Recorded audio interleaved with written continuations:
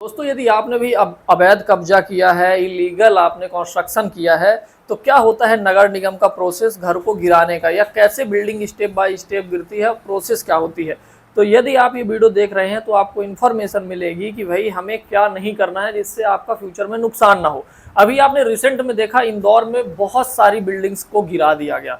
क्या वो illegal colony पे थी या फिर व्यक्ति ने अपने ही प्लॉट में बनाया था तब भी गिरा दिया गया? क्या नियम होते हैं? कई लोग ये कहते हैं कि हमने इलीगल कंस्ट्रक्शन तो किया ही नहीं था, हमारा जो घर है हम उतने में ही बनाए थे जितनी हमने रजिस्ट्री कराई थी, फिर भी हमारा घर क्यों गिराया गया। उस केस में जब नगर निगम घर गिराता है या बिल्डिंग गिराता है तो क्या आपको मुआवजा मिलता है, किस हिसाब से मिलता है, क्या चीज़ें होती हैं, मैं इसमें आपको क्लियर कट बताने वाला हूं। अभी इस समय पे जितने भी म्युनिसिपल कॉर्पोरेशन से नगर निगम अथॉरिटी है, हर जगह पे बिल्डिंग्स गिर रही हैं, रोड का चौड़ीकरण हो रहा है, जमीन का अधिग्रहण हो रहा है, कहीं कुछ डेवलपमेंट चल रहा है, कहीं कुछ चल रहा है। तो बहुत सारे जो है कॉन्सेप्ट इसमें आते हैं और ये दिक्कत जाती है कि किसको मुआवजा मिलता है, किसको नहीं मिलता, किसका घर इस तरीके में फंसता है और ज़्यादा प्रॉब्लम किसको होती है।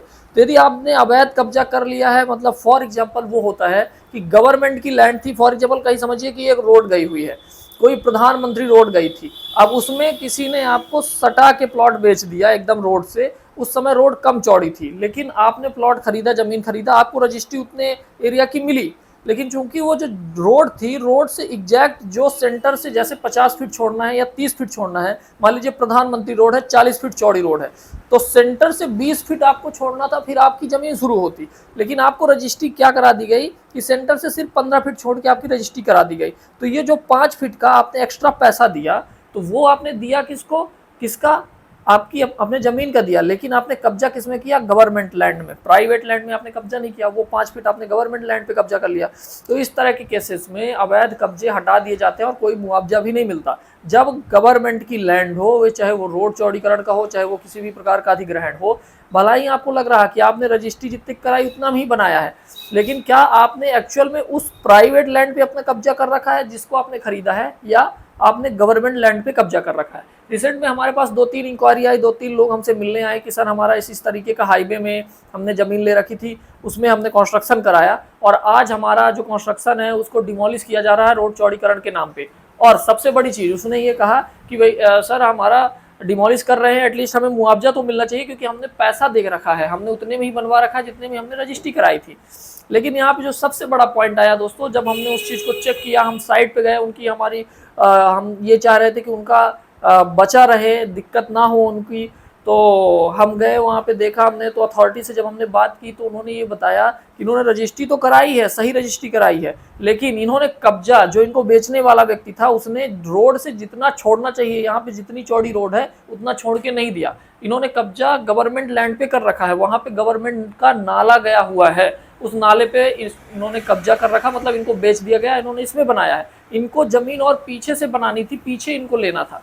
तो इस केस में दोस्तों उनकी बिल्डिंग भी गिरी, लेकिन उनको मुआवजा नहीं मिला क्योंकि वो गवर्नमेंट की ही लैंड पे उन्होंने कब्जा कर रखा था, इलीगल कंस्ट्रक्शन कर रखा था। तो एक तो ये है कि यदि आपने अवैध कब्जा गवर्नमेंट की लैंड पे कर रखा है तो उस केस में बिल्डिंग आपकी गिरती है, आपको थोड़ा समय दिया जाता है कि आप इसको आप स्वयं से हटा लो। जब आप स्वयं से नहीं हटाते हो तो जो अथॉरिटी होती है वो गिराती है, उसमें मुआवजा भी नहीं मिलता। लेकिन दूसरा केस, फॉर एग्जांपल कहीं पे आपने प्लॉट खरीदा, वहां पे विक्रेता ने ही जमीन दे रखी थी 20 फीट, उसके बाद आपने घर बना लिया, लेकिन वो जो रोड थी वो अब धीरे धीरे शहर की मेन रोड बन चुकी है। उस रोड से आने वाले में 2 से 3 किलोमीटर तक की कनेक्टिविटी है, उससे ज़्यादा भी है, और दूसरे रोड को भी वो ऐड कर रही है। तो वो 20 फीट ही थी। अब उसमें आपने प्लॉट खरीदा, आपने अपनी जगह पे बनवाया, लेकिन आपने गलती क्या की, आपने म्युनिसिपल कॉर्पोरेशन पे जिस हिसाब से परमिशन ले रखी थी उस हिसाब से नहीं बनवाया आपने।